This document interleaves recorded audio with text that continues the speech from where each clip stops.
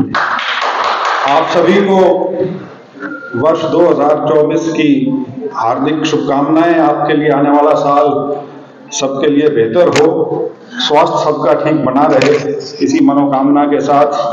और ये बांगड़ उत्सव 2024 जो आज जिसका आयोजन किया गया है, उन सबको इस आयोजन के लिए बहुत बहुत बधाई।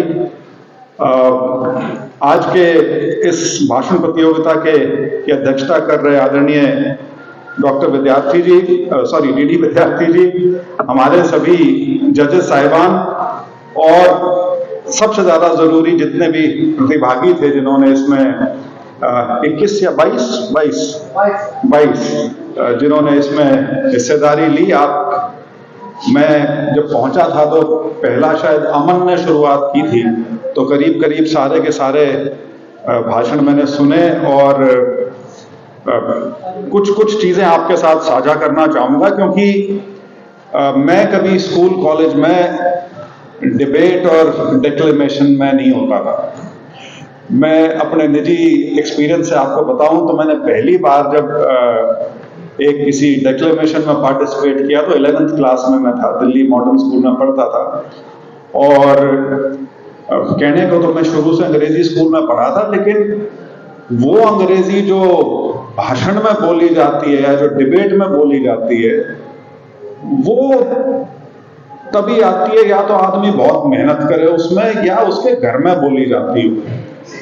तो मेरे घर में क्योंकि नहीं बोली जाती थी, तो अंग्रेजी आती तो थी, बोल भी सकते थे, समझ भी सकते थे, लेकिन वो एक व्यवहारिक भाषा जिसको कहते हैं, उस नाते हाथ में कहूंगा थोड़ा कमजोर था।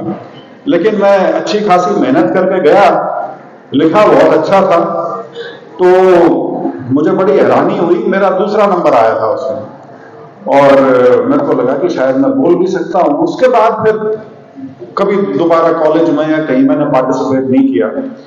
उसके बाद फिर जब मैं अपने आईएएस की ट्रेनिंग में था, सेलेक्ट होने के बाद, एक हमारे वहां एक सालाना डिबेट होती थी जिसमें सारे जो सर्विसेज के लोग हैं अलग अलग एकेडमीज में, फॉरेस्ट वालों की देहरादून में है, आईपीएस वालों की हैदराबाद में है, और उस तरह से ये रेवेन्यू कस्टम्स वालों की दिल्ली में, या जिसकी जहां जहां है उनको बुलाते हैं फिर वहां मसूरी में, और प्रतियोगिता होती है। तो मुझे बड़ी खुशी हुई थी कि मैं अपनी एकेडमी की तरफ से मैं सेलेक्ट हो गया। लेकिन जब वहां मेरा बोलने का नंबर आया, बहुत तैयारी करके गया था, बहुत अच्छी तैयारी की थी, मेरे 2-3 साथियों ने बहुत मदद की थी, तो शीशे की जरूरत नहीं थी, सुनने के लिए ही वो मेरे साथ बैठे रहते थे। 5 मिनट का समय था, 3-3.5 मिनट हुई थी और मैं भूल गया।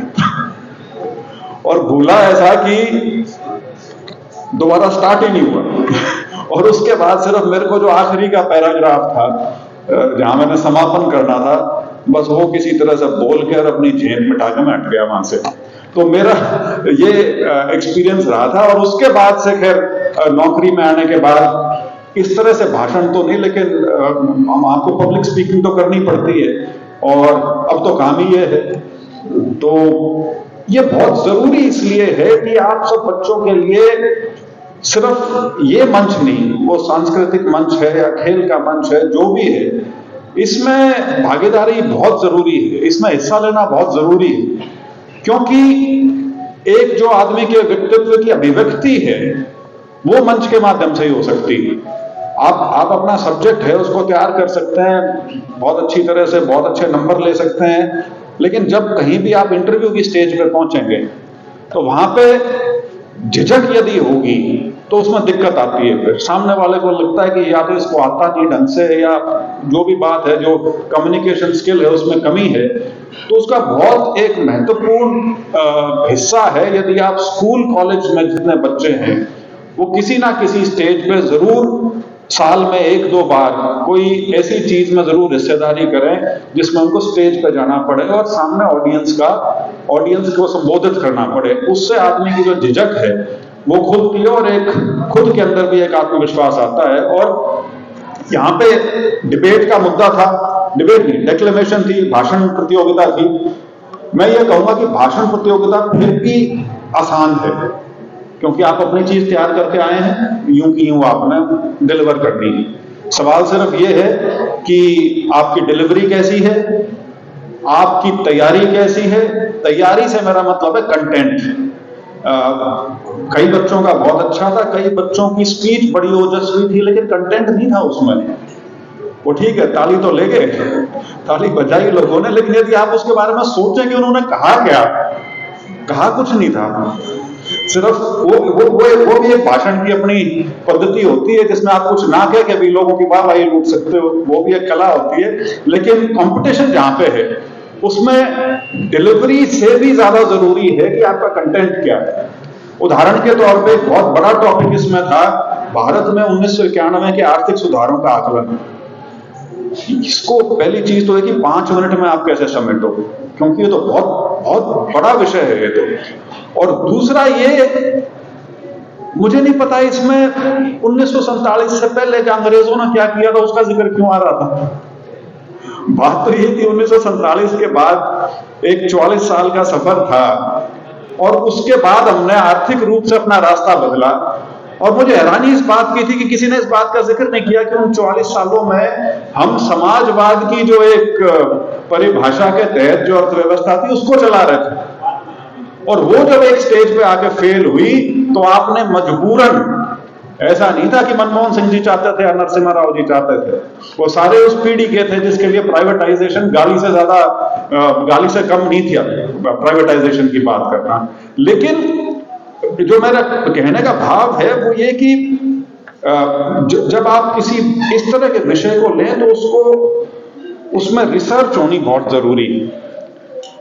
इसी तरह से जब हम महिला सशक्तिकरण की बात करते हैं, हम विमेन अचीवर्स की बात करते हैं, उसमें चाहे रानी लक्ष्मीबाई हो, चाहे फिर इंदिरा गांधी हो, चाहे फिर प्रतिभा पाटिल जो राष्ट्रपति थी वो हो,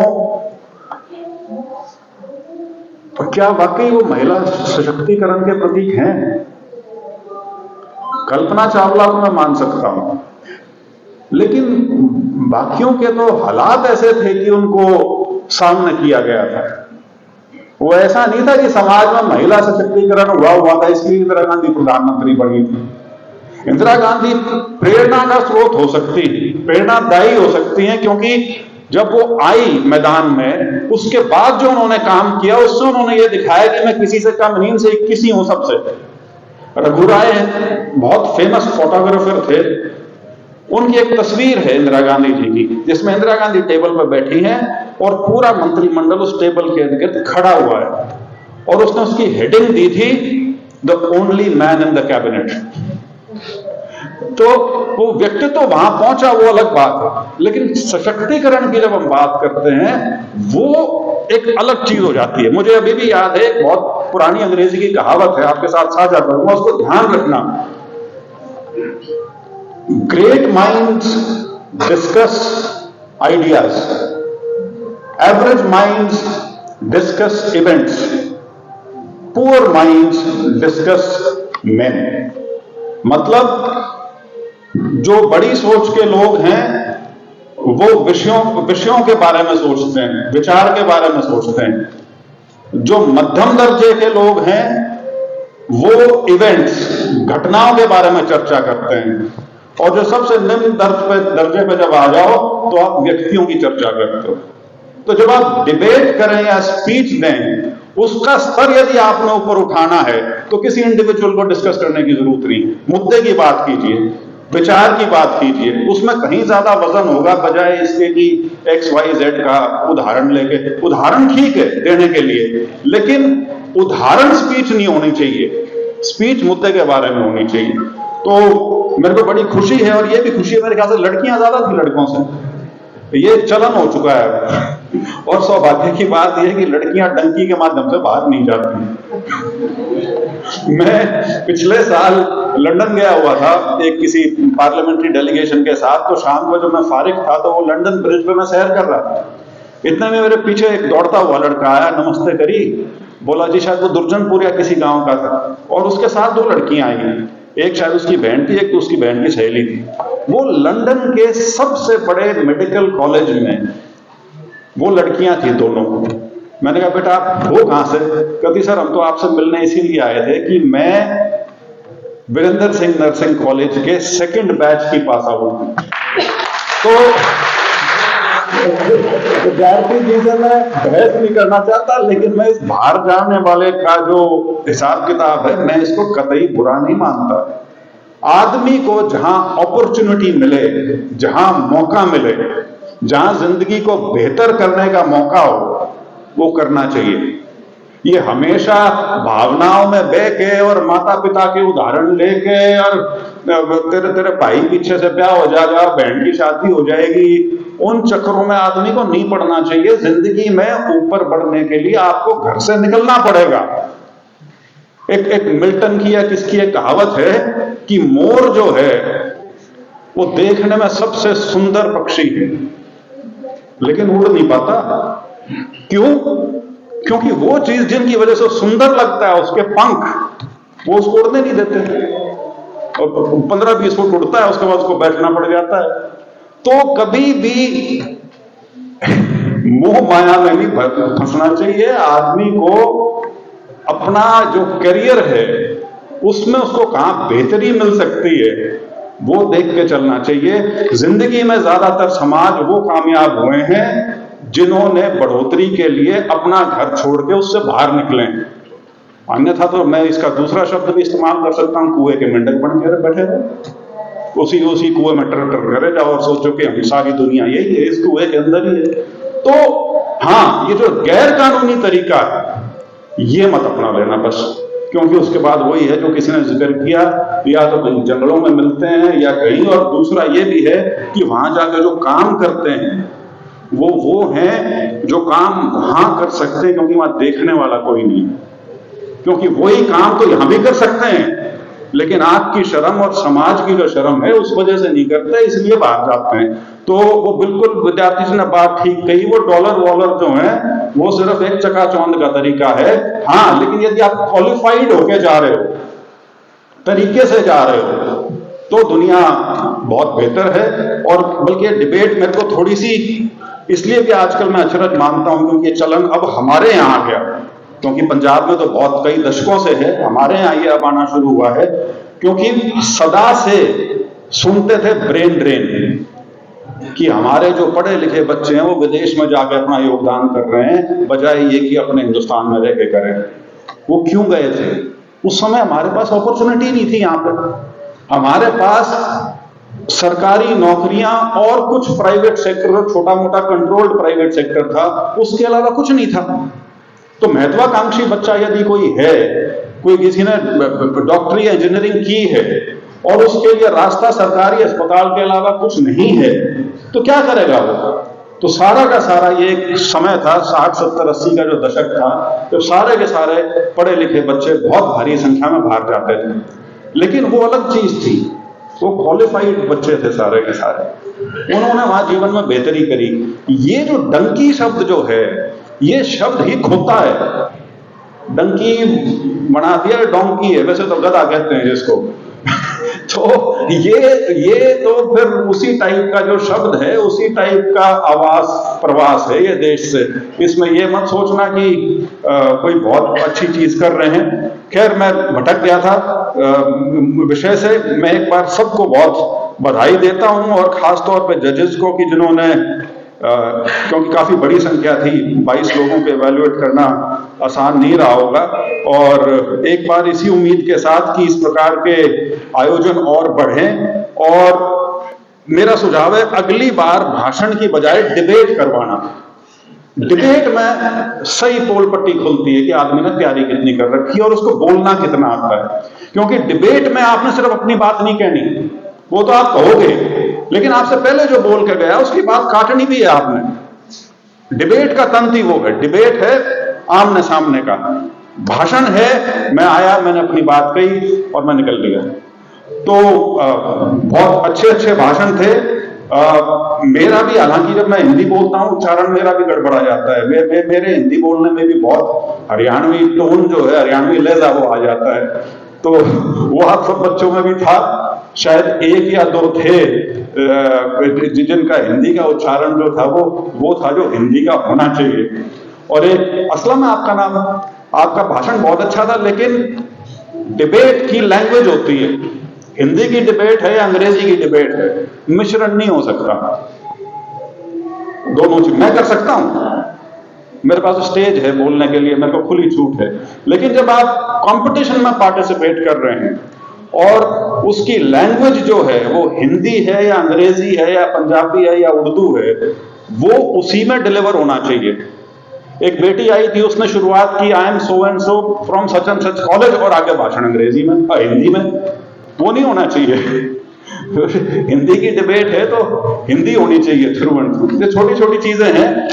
मुझे बहुत खुशी हुई कि स्तर जो था आमतौर पे वो बहुत अच्छा था, क्योंकि मेरा आज से 20 साल पहले का एक्सपीरियंस सिरसा में मैं एडीसी था, मैंने वहां डिबेट शुरू करवाई थी, तब मुझे बहुत मायूसी हुई थी क्योंकि लेवल बहुत कमजोर होता था। अब बच्चों में कॉन्फिडेंस भी है, सारी चीजें हैं।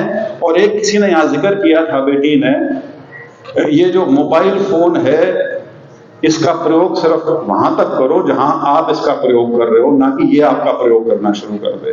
क्योंकि आपको शायद पता हो, देश के अंदर स्मार्टफोन जिनके पास है 5.5 घंटे की एवरेज आने लग रही है। 5.5 घंटे दिन में लोग इस पे रहते हैं, सोशल मीडिया पे। तो उससे हटना बहुत जरूरी है। आप गूगल करते हैं, विकिपीडिया करते हैं, नॉलेज इंफॉर्मेशन के लिए उसका प्रयोग करें, वो बहुत अच्छी चीज है, लेकिन वो हमको भी पता है कि उसका प्रयोग 10% है, 90% प्रयोग जो है वो एंटरटेनमेंट के लिए होने लग रहा है। और ये एक ऐसी चीज है जो आपके दिमाग पे खेलती है। और आर्टिफिशियल इंटेलिजेंस ये कहती है कि जो चीज आप देखना चाहते हो आपके पास वही आती है। आपके पास यदि 100 चीजें आ रही हैं, 100 में से 95 चीज वो है जिसमें आपकी रुचि, उनको समझ में आ गई कि आपकी रुचि की बात है, इसलिए आप बंध जाते हो। नशे की तरह, नशे से भी बदतर है ये। क्योंकि खासतौर पर रात को सोते टाइम अगर इसको लेके बैठ जाओ तो बजाय 10 बजे सोने के आप 2 बजे सो गए जाके, और सारा दिन फिर अगला खराब। तो बहुत अच्छी बात किसी ने कही थी, इस चीज से निकलना चाहिए। और मैं एक बार पुनः सभी को बधाई देता हूं, और सारे बच्चों को कि जिन्होंने इस अच्छी तैयारी के साथ, और डिलीवरी अच्छी थी, और इस उम्मीद के साथ कि आने वाले समय में जो हमारा लेवल है वो और बेहतरी की ओर जाएगा, ताकि आप आगे आने वाले जीवन में इसका प्रयोग प्रैक्टिकल लाइफ में भी कर सकें। सिर्फ ये स्टेज पे बोलने की चीज नहीं, जैसा मैंने कहा, कॉन्फिडेंस की बात है ये सारी की सारी। कॉन्फिडेंस, और दूसरा तैयारी करोगे तो ज्ञानवर्धन तो उसके साथ होगा ही होगा। बहुत बहुत धन्यवाद। जय हिंद।